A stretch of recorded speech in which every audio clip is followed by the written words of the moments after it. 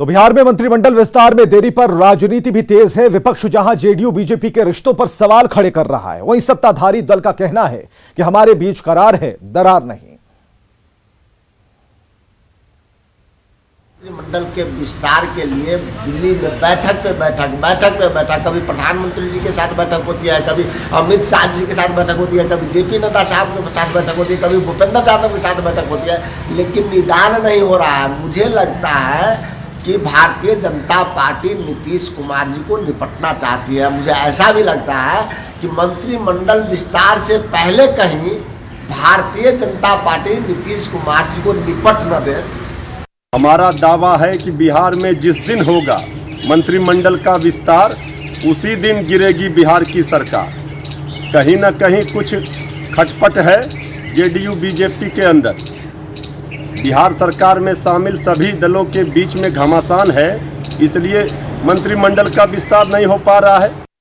ये संवैधानिक रूप से माननीय मुख्यमंत्री नीतीश कुमार जी का संवैधानिक दायित्व है। तो स्वाभाविक रूप से जो भी घटक दल हैं वह समन्वय के आधार पर और करार है, दरार नहीं है। जिन लोगों को ये कयास लग रहा है वो राजनीति में औंधे मुंह गिरेंगे। इन लोग भाई 7 निश्चय पार्ट 2 पर काम शुरू हो गया ना, वही कहीं बाधित है, काम शुरू हो गया। तो अब ये मुख्यमंत्री जी का विशेषाधिकार है, तो उचित समय होगा उस समय पर होगा।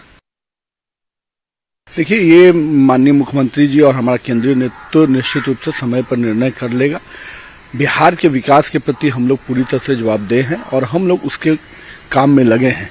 चाहे वो बिहार को विकास की गति पे आगे बढ़ाने का हो, हर गरीब के घर तक रोशनी पहुंचाने का हो, हम लोग का प्रयास होता है।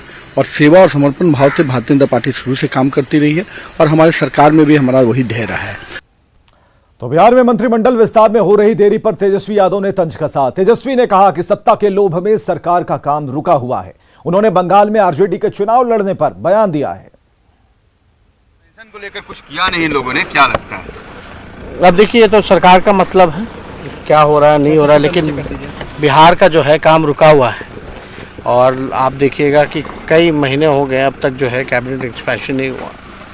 अब ये तो निर्णय उन लोगों को लेना है जो लोग चोर दरवाजे से सत्ता में आए हैं। हमारे पार्टी के लोग श्याम रजक जी और अब्दुल बारी सिद्दीकी, पार्टी के नेशनल जनरल सेक्रेटरी, लोग गए हुए हैं वहाँ और वहाँ एक्सप्लोर कर रहे हैं। एक बार वो लोग आएंगे, समीक्षा करके फिर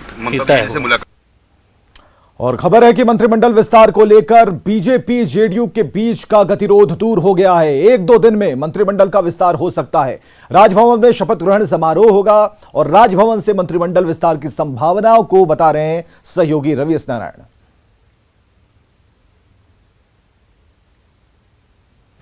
तो नीतीश की कैबिनेट कैसी होगी, कितने मंत्री हैं, कितने पद खाली हैं, इसकी पूरी रूपरेखा हम आपको बता रहे हैं ग्राफिक्स के जरिए कि नीतीश की कैबिनेट का आकार क्या है और जो बढ़ा हुआ आकार है वो कैसा दिखेगा, कितने मंत्रियों के पद खाली हैं, किन किन का चुनाव संभावित चेहरों के तौर पर है, ये भी हमने आपको बताया। और वर्तमान में कैबिनेट की तस्वीर क्या है, इन तस्वीरों के जरिए देखिए।